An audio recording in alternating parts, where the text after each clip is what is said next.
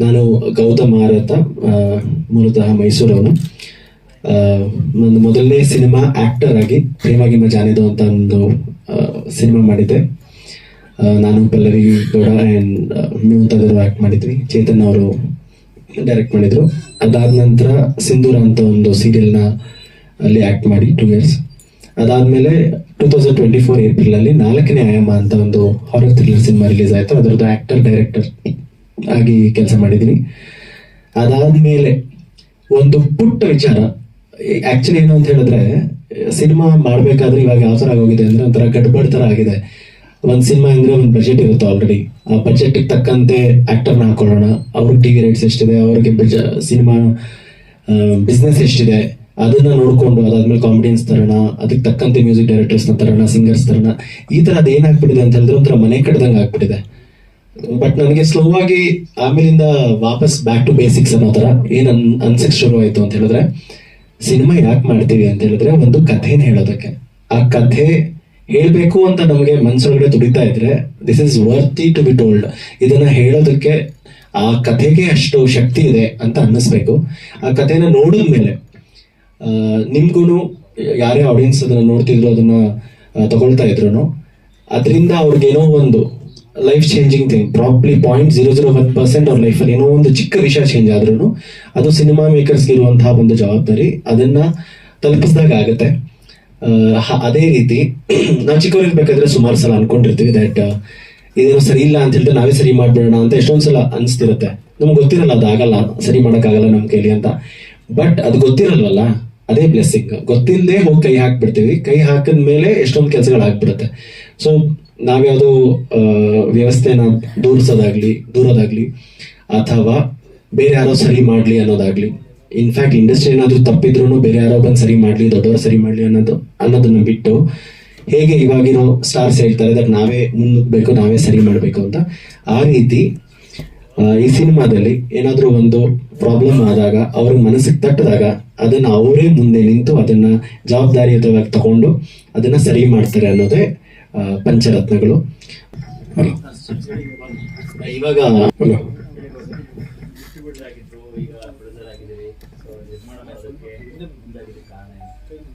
ತುಂಬಾ ವರ್ಷದಿಂದ ಒಂದು ಸಿನಿಮಾ ಮಾಡಬೇಕು ಅಂತ ಆಸೆ ಇತ್ತು ಸರ್. ಆದರೆ ನಮ್ಮ ವೆಂಕಟ್ ಗೌಡರು ಸ್ನೇಹಿತರು ಒಂದು ಸಿನಿಮಾ ನಡೀತಾ ಇದೆ, ಟೇಕ್ ಔಟ್ ಮಾಡ್ತೀರಾ ಅಂತ ಅಂದರು. ಕತೆ ಎಲ್ಲ ಹೇಳಿದ್ರು, ಚೆನ್ನಾಗಿತ್ತು. ಅದಕ್ಕೆ ನಾವು ಎಕ್ಸಿಬಿಟರ್ ಡಿಸ್ಟ್ರಿಬ್ಯೂಟರ್ 2 ಆಗಿರೋದ್ರಿಂದ ಕತೆ ಚೆನ್ನಾಗಿ, ಮಕ್ಕಳು ಸಿನಿಮಾ ಚೆನ್ನಾಗಿ ಮಾಡ್ತಾ ಇದ್ದಾರೆ ಅಂತ ಅನಿಸ್ತು. ಅದನ್ನ ಟೇಕ್ ಓವರ್ ತಗೊಂಡು ಸಿನಿಮಾ ಮಾಡಿ ಮುಗಿಸ್ತು. ಇಲ್ಲ, ಮಕ್ಕಳು ತುಂಬಾ ಚೆನ್ನಾಗಿ ಮಾಡಿದ್ದಾರೆ. ಇದರಲ್ಲಿ ಎಲ್ಲರೂ ಒಬ್ಬೊಬ್ರು ಒಂದೊಂದು ಅವ್ರದ್ದು ಪ್ರತಿಭೆನ ತೋರಿಸಿದ್ದಾರೆ. ಅದರಲ್ಲಿ ಈ ವಯಸ್ಸಿನಲ್ಲಿ ಚಿಕ್ಕ ಮಕ್ಕಳು ನಾವು ಆವಾಗ ಈ ಆಕ್ಟಿಂಗ್ ಎಲ್ಲ ನಮಗೆಲ್ಲ ಏನು ಗೊತ್ತಿರಲಿಲ್ಲ. ಇವಾಗ ಈ ಮಕ್ಕಳು ಇಷ್ಟೊಂದು ಸ್ಫೂರ್ತಿಯಾಗಿ ಮಾಡೋದ್ರಿಂದ ಅವ್ರಿಗೆಲ್ಲ ಪ್ರೋತ್ಸಾಹ ಮಾಡಬೇಕು ಅನ್ನೋದು ಒಂದು ಅನಿಸ್ತು. ಅದರಿಂದ ಮಕ್ಕಳು ಸಿನಿಮಾ ಆಗಿರೋದ್ರಿಂದ ಒಂದು ಸ್ವಲ್ಪ ಇನ್ನು ಹುಡುಗರೆಲ್ಲ ಚೆನ್ನಾಗಿ ಬೆಳೆ ಹುಡುಗರು, ಇನ್ನು ಮುಂದಕ್ಕೆ ಇವರೆಲ್ಲ ಒಳ್ಳೆ ನಟರಾಗ್ಬೋದು, ಮುಂದಕ್ಕೆ ಬೆಳೀತಾರೆ. ಇಂಥ ಪ್ರೋತ್ಸಾಹ ಮಾಡೋಣ ಅಂದ್ಬಿಟ್ಟು ಅಂತ ನಮಗೆ ಅನಿಸಿ. ನನ್ನ ಹೆಸರು ಯಶಸ್. ನಾನು 4th ಓದ್ತಾ ಇದ್ದೀನಿ. ಸ್ಕೂಲು PMC ಕೇಂದ್ರೀಯ ವಿದ್ಯಾಲಯ ಮೈಸೂರು. ನಾನು ಫಿಲಮು ಎಂಜಾಯ್ ಮಾಡಿದೆ. ಗೌತಮ್ ಸರ್ ಏನೇನು ಕೊಟ್ಟು ಅದನ್ನು ಮಾಡಿದೆ, ಹ್ಯಾಪಿಯಾಗಿದ್ದೆ.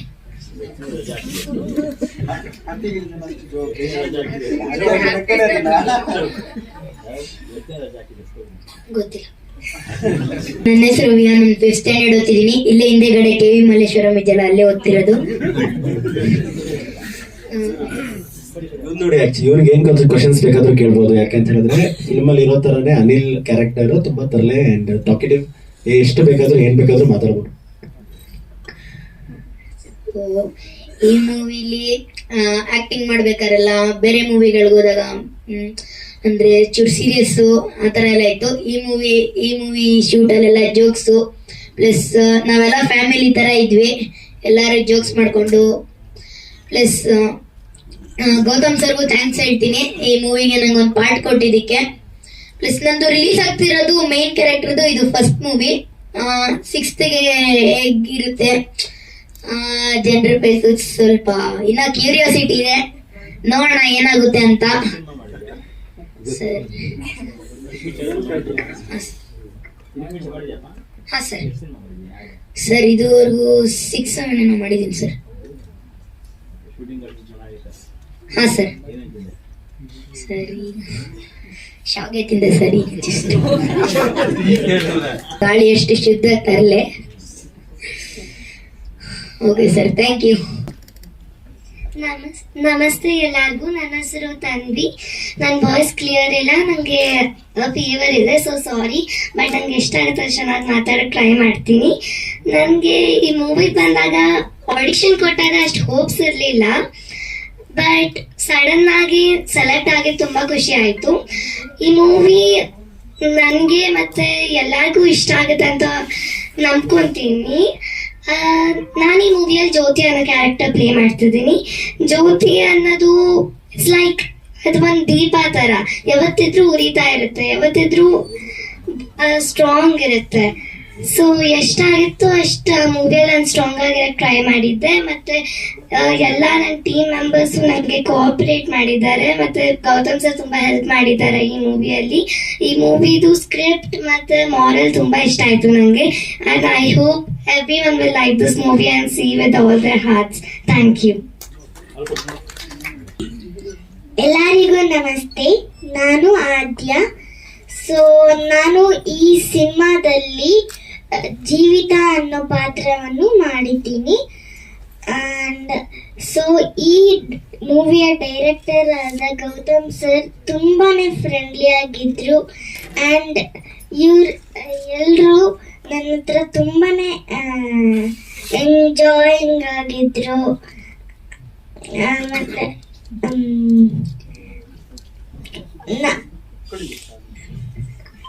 ಈಗ ಮಾತಾಡ್ತಿರೋದು ನೋಡಿದ್ರೆ ಮೋಸ್ಟ್ಲಿ ತುಂಬಾ ಟೆನ್ಷನ್. ಆಕ್ಚುಲಿ ಶೂಟ್ ಮಾಡ್ಬೇಕಾದ್ರೆ ಇನ್ನೂ ಪುಟ್ಟೊಡ್ಗಿ ಇನ್ನೂ ಕ್ಯೂಟ್ ಕ್ಯೂಟ್ ಆಗಿ ಮಾತಾಡ್ತಾ ಇದ್ಲು. ಆಡಿಷನ್ ಅಲ್ಲಿ ನಾನು ಆಕ್ಚುಲಿ ಇವ್ರು ಆಡಿಷನ್ ನೋಡಿದೆ. ಐ ಥಿಂಕ್ ಒಂದು ಈ ಪಾಯಿಂಟ್ ನಾನು ಹೇಳಿಲ್ಲ, ಇವಳು ತಾನೇ ಹೇಳೋ ತನಕ ಒಂದು 90-100 ಮಕ್ಕಳನ್ನ ಆಡಿಷನ್ ಮಾಡಿ ಅವರಲ್ಲಿ one of the best select ಮಾಡಿರೋದು. ನೀವು ಅನ್ಕೊಂಡಿರ್ಬೋದು ಈ ಪಾಪನು ಇವಾಗ ಹೇಗೆ ಆಡಿಷನ್ ಮಾಡಿ ಸೆಲೆಕ್ಟ್ ಮಾಡೋಕ್ಕಾಗುತ್ತೆ ಅಂತ. But I have to give this glimpse ನಿಮ್ಗೆ. ಅಟ್ಲೀಸ್ಟ್ ಎಂಟರ್ಟೈನ್ಮೆಂಟ್ ಪರ್ಸ್ಪೆಕ್ಟಿವ್ ಏನಾದ್ರು ಸಿನಿಮಾಲಿರೋ ಒಂದು ಡೈಲಾಗ್ನ ಅವ್ರ ಟ್ಯಾಲೆಂಟ್ ನ ತೋರಿಸ್ಬೇಕಾದ್ರೆ ಇರುವಂತ ಒಂದು ಡೈಲಾಗ್ನ ನೆನಪಿದೆಯಾ ಪುಟ್ಟ ನಿಂಗೆ? ಡೈಲಾಗ್ ಲಾಂಗ್ ಡೈಲಾಗ್ ನೆನಪಿದೆಯಾ? ಇನ್ನು ಮರ್ತೋಗಿದೆಯಾ? ಸ್ವಲ್ಪ ಮರ್ತೋಗಿದೆಯಾ? ಬರುತ್ತಾ?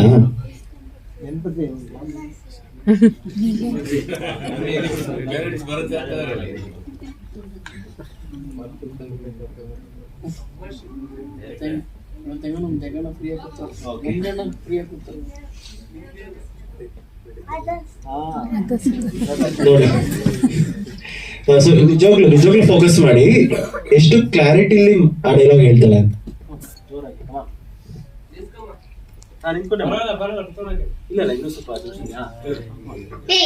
ನಿಮ್ದೇನಿದೆ ಡೆಸ್ಕೆ? ನಿನ್ ತಲೆ ಕೊಂಬು ಬೆಳೆದಿದ್ಯಾ?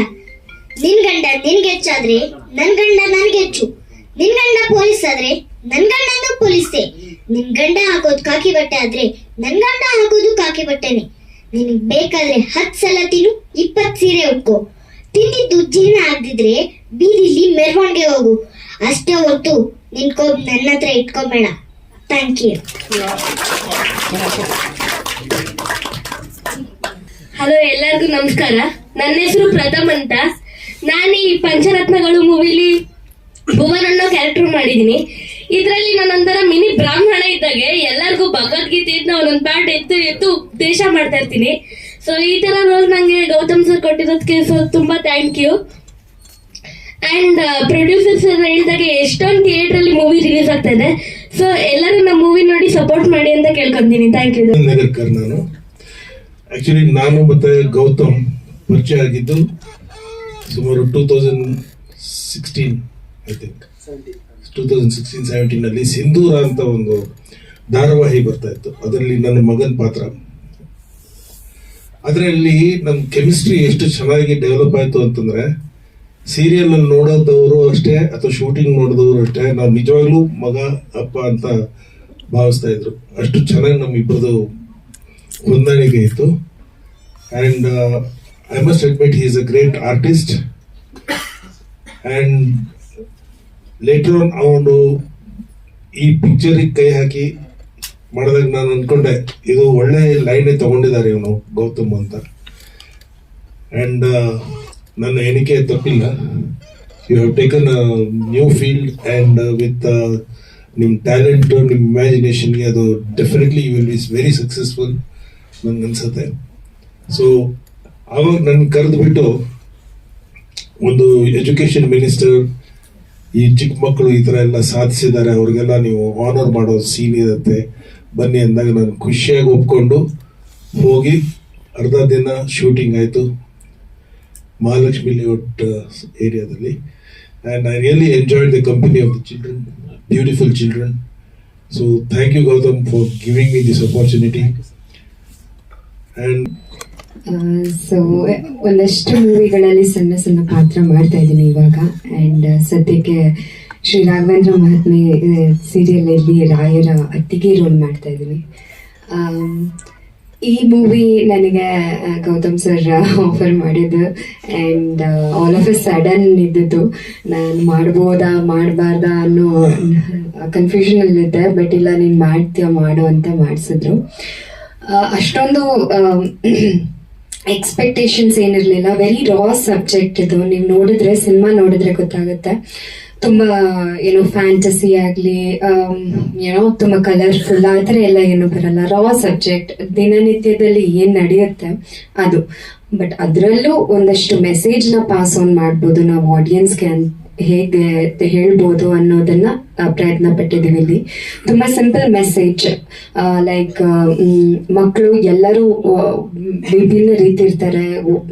ಜಸ್ಟ್ ಬಿಕಾಸ್ ಒಬ್ರು ಚೆನ್ನಾಗಿ ಸ್ಕೋರ್ ಮಾಡ್ತಾರೆ ಅಂದ ತಕ್ಷಣ ಅವರು ಗ್ರೇಟು, ಇನ್ನೊಬ್ರು ಏನೋ ಅವರಷ್ಟು ಟ್ಯಾಲೆಂಟೆಡ್ ಇಲ್ಲ ಅಂತ ಹೇಳೋದಕ್ಕಾಗೋದಿಲ್ಲ. ಸೊ ಆ ಥರ ಒಂದು ಮೆಸೇಜ್ ಆಗಲಿ, ಇಲ್ಲ ನಮ್ಮ ಆಸ್ ಅ ಸಿಟಿಸನ್ ನಾವು ಯಾವ ಥರ ನಡ್ಕೊಳ್ಬೇಕಾಗಿದೆ ಒಂದು ಜಾಗದಲ್ಲಿ, ಆ ಥರ ಸಣ್ಣ ಸಣ್ಣ ಮೆಸೇಜನ್ನು ಪಾಸ್ ಆನ್ ಮಾಡುವಂಥ ಪ್ರಯತ್ನ ಈ ಸಿನಿಮಾದಿಂದ ಮಾಡಿದ್ದೀವಿ. ಎಲ್ರಿಗೂ ನಮಸ್ಕಾರ. ಗೌತಮ್ ನನಗೆ ಪ್ರೇಮಗಿಮ ಜಾನವಿದ ಆದಮೇಲೆ ಸ್ವಲ್ಪ ಪರಿಚಯ ಆಗಿದ್ರು. ಕಾರಣಾಂತರಗಳಿಂದ ಅವ್ರದ್ದು 4ನೇ ನಾನು ರಿಲೀಸ್ ಮಾಡೋಕ್ಕಾಗಿಲ್ಲ, ಬಿಕಾಸ್ ಅವರು ಬೇರೆ ಏನೋ ಕಮಿಟ್ಮೆಂಟ್ಸ್ ಇದ್ರು. ಬಟ್ ಆ ಒಂದೂವರೆ ವರ್ಷ ನಮ್ದು ಜರ್ನಿ, ನಾನು ಅವ್ರದ್ದು ಸಿನಿಮಾ ರಿಲೀಸ್ ಆದಮೇಲೆ ಫೋನ್ ಮಾಡಿದೆ, ಏನು ಮಾಡ್ತಾ ಇದ್ದೀರಾ ಅಂತ. ಈ ಥರ ಇಲ್ಲ ಒಂದು ಸಿನಿಮಾ ಪ್ಲಾನ್ ಮಾಡಿದ್ದೀವಿ, ಮಾಡ್ತಾ ಇದೀವಿ ಅಂದರು. ಕಾನ್ಸೆಪ್ಟ್ ಕೇಳಿದೆ, ನನಗೆ ತುಂಬ ಇಷ್ಟ ಆಯಿತು. ಬೇಸಿಕಲಿ ಏನಕ್ಕೆ ನಾನು ನೀವು ಅಬ್ಸರ್ವ್ ಮಾಡಿದಂಗೆ ನಾನು ಸ್ವಲ್ಪ ಕಂಟೆಂಟ್ ಓರಿಯೆಂಟೆಡ್ ಸಿನಿಮಾಗಳು ಜಾಸ್ತಿ ಮಾಡ್ತೀವಿ, ಅದಕ್ಕೆ ನಾವು ಜಾಸ್ತಿ ಪ್ರಾಮುಖ್ಯತೆ ಕೊಡ್ತೀವಿ. ಸೊ ಅದ್ರ ಪ್ರಕಾರ ನಾವು yearly 1 or 2 movies content oriented movie ಮಾಡ್ತೀವಿ ವಿತ್ ಕಮರ್ಷಿಯಲ್ಸ್. ಈ ಮೂವಿನೂ ಸ್ವಲ್ಪ ಅದೇ ರೀತಿ ಒಂದು ಬ್ರಿಡ್ಜ್ ಮೂವಿ ಲೆವೆಲ್ಗೆ ಪ್ಲಾನ್ ಮಾಡಿ ಮಾಡಿದ್ವಿ. ಸೊ ಅದೇ ರೀತಿ ನಡೀತಾ ಇದೆ, ಚೆನ್ನಾಗಿ ಬಂದಿದೆ. ಪ್ರತಿಯೊಂದು ಮಕ್ಕಳು ಕೂಡ ತುಂಬಾ ಚೆನ್ನಾಗಿ ಆಕ್ಟ್ ಮಾಡಿದ್ದಾರೆ. ನ್ಯಾಚುರಾಲಿಟಿ ಕಾಣಿಸುತ್ತೆ ನಮಗೆ. ಕಂಟೆಂಟ್ ವೈಸು ಅವಾಗಲೇ ಕೇಳಿದ್ರಿ ನೀವು, ಗೌರ್ಮೆಂಟ್ಗೆ ಏನಾದ್ರು ಸಂದೇಶ ಕೊಡೋದಿದೆಯಾ ಅಂತ. ಸರ್, ಗೌರ್ಮೆಂಟ್ಗೆ ಆಲ್ರೆಡಿ ಸಂದೇಶ ಇದ್ರಲ್ಲಿ ಹೋಗುತ್ತೆ. ಬಟ್ ಇನ್ನೊಂದೇನಂದ್ರೆ, ನಾವು ಈ ಸಿನಿಮಾ ಮೂಲಕ ಅಂದ್ರೆ ಡೈರೆಕ್ಟರ್ ಥಾಟ್ಸ್ ಪ್ರಕಾರ ಹೇಳ್ತಾ ಇರೋದೇನಂದ್ರೆ, ನಾವು ಅವ್ರು ಮಾಡ್ತಾರೆ ಇವ್ರು ಮಾಡ್ತಾರೆ ಅಂತ ವೆಯ್ಟ್ ಮಾಡಿ ಸರಿ ಮಾಡ್ಕೊಳ್ಳೋದಕ್ಕಿಂತ ನಮ್ಮ ಕೈಲಿ ಎಷ್ಟಾಗುತ್ತೆ ಅಷ್ಟು ನಾವು ನಮ್ಮ ರೋಡಲ್ಲಿ ಅಟ್ಲೀಸ್ಟ್ ಸಪೋರ್ಟ್ ಮಾಡಿ ಮಾಡ್ಕೋಬಹುದು ಅನ್ನೋದು ನಮ್ಮ ಒಂದು ಇಂಟೆನ್ಷನ್. ಅಂದ್ರೆ ಆ ಮಕ್ಕಳು ತಮ್ಮ ರೋಡಲ್ಲಿ ಅವ್ರಿಗೆ ಕೈಲಿ ಏನೋ ಮಾಡೋಕ್ಕಾಗಲ್ಲ ಅನ್ನೋ ಸಿಚುವೇಶನ್ ಇರೋ ಮಕ್ಕಳೇ ಒಂದು ರೋಡ್ ರೆಡಿ ಮಾಡ್ಕೊಂಡು ಎಲ್ಲ ರೆಡಿ ಮಾಡ್ತಾರೆ. ಸೊ ಆ ತರದೊಂದು ಕಾನ್ಸೆಪ್ಟ್ ತೋರಿಸಿದ್ವಿ. ಸೊ ನಾವು ಅಂದ್ರೆ ಬೇರೆ ಮೇಲೆ ಡಿಪೆಂಡೆನ್ಸಿನ ನಾವು ಕಡಿಮೆ ಮಾಡಬೇಕು, ಅವ್ರು ಮಾಡ್ತಾರೆ ಅವ್ರು ಮಾಡ್ತಾರೆ ಅಂತ ವೆಯ್ಟ್ ಮಾಡೋದಕ್ಕಿಂತ ಮಾಡ್ಬೇಕು ಅನ್ನೋದು ಒಂದು ಕಾನ್ಸೆಪ್ಟ್ ಕೊಟ್ಟಿದ್ದೀವಿ. ಸೊ ದಯವಿಟ್ಟು ನೋಡಿ. ಮತ್ತೆ ಪ್ರತಿಯೊಂದು ಆಯಾ ಕ್ಯಾರೆಕ್ಟರ್ ಡಿವಿಷನ್ ಮೇಲೆ ಬೇರೆ ಬೇರೆನೇ ರೋಲ್ ಇದೆ. ದಯವಿಟ್ಟು ನೋಡಿ. ಮಕ್ಕಳು ಸಿನಿಮಾ 6ನೇ ತಾರೀಕು ಮಾರ್ಚ್ ರಿಲೀಸ್ ಆಗ್ತಿದೆ, ದಯವಿಟ್ಟು ಸಪೋರ್ಟ್ ಮಾಡಿ.